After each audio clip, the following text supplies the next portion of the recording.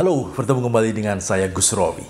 Dalam kesempatan kali ini saya akan mendiskusikan satu skill yang sangat penting di era pandemi ini.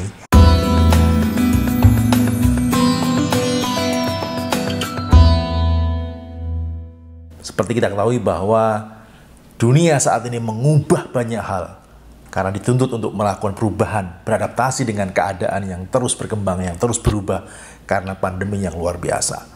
Salah satunya adalah bagaimana kita saat ini melakukan yang namanya pertemuan.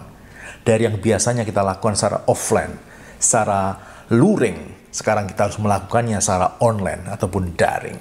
Saya akan memberikan tips bagaimana mempersiapkan sebuah pertemuan yang dilakukan secara online.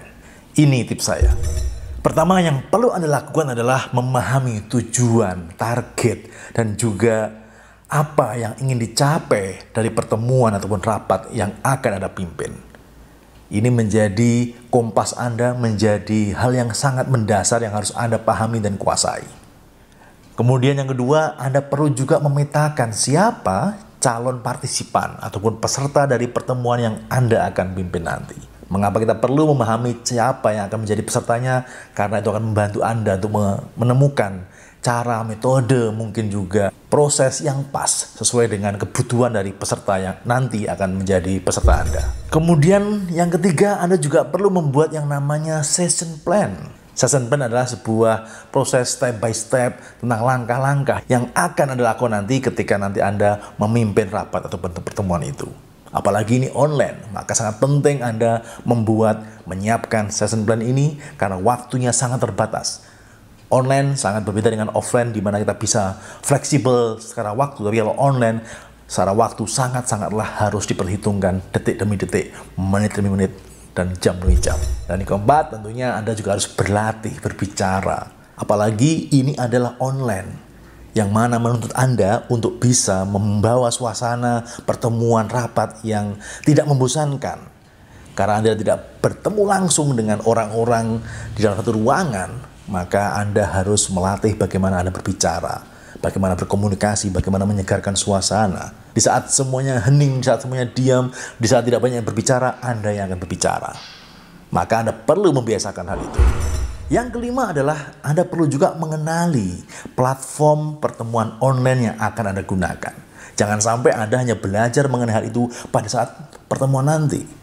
Anda juga perlu memahami, misalkan Anda menggunakan Zoom, Anda perlu memahami fitur-fitur dari Zoom itu yang perlu Anda maksimalkan penggunaannya.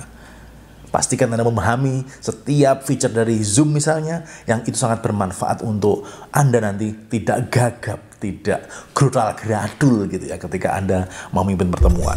Yang keenam adalah Anda juga perlu menyiapkan energizer, icebreaker, hal-hal yang perlu Anda lakukan nanti ketika nanti Anda sangat membutuhkan ketika menjalankan pertemuan ataupun rapat online. Mengapa ini penting? Karena Anda akan berhadapan dengan situasi yang mungkin Anda tidak dapat prediksi atau perhitungan sebelumnya. Maka menyiapkan sebanyak mungkin energizer, icebreaker, hal-hal untuk menyegarkan suasana itu sangat penting sekali. Dan itu tersedia banyak di YouTube, di Google. Anda bisa tinggal ketik icebreaker, energizer. Mungkin tidak semuanya akan Anda gunakan, tapi paling tidak Anda perlu menyiapkan itu just in case Anda memerlukan nanti.